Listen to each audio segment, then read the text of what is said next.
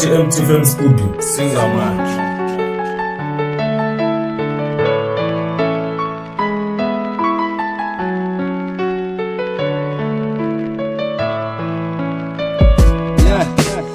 Kwane neshetwene ndomiyel Kasitomi mone kumbotala tipedi Nabi wangati nabi siku aitleli Masiku hikwawu hilwa nabutomi lezu Bawini abatiki abawini Laba ngatatula sarwini matilweni 2021 uyihetele mashaka COVID-19 uyidlayelele shaka Wena misaba kahle chisa kwe Shesongole yemena vanidlayela vatswari Recession fikela nejinda na spane 1, 2, 3 se vadlayile kokwani Isi byela mane vafamile vahani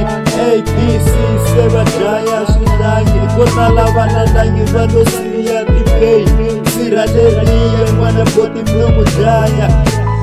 Wena misava aunoni haine Tsore atsoreni tatsore sako hei Kuma akumene vafambeni vange huye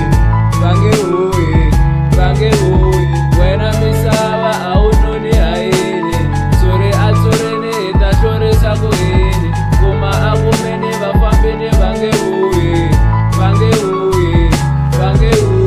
Mwana malume wo famba vanilala Mwani ngeshitwayi makale yanzi baba Pula yemkateko itavnela na we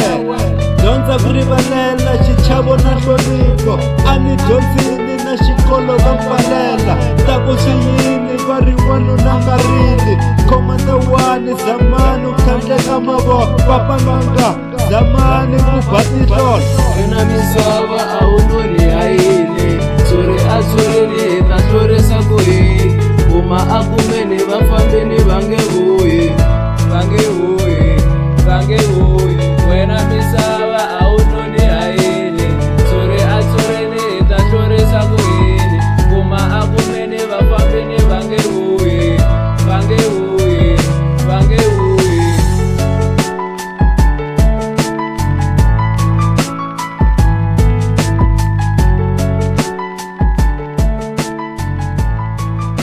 TMT Film Studio, Singamanje.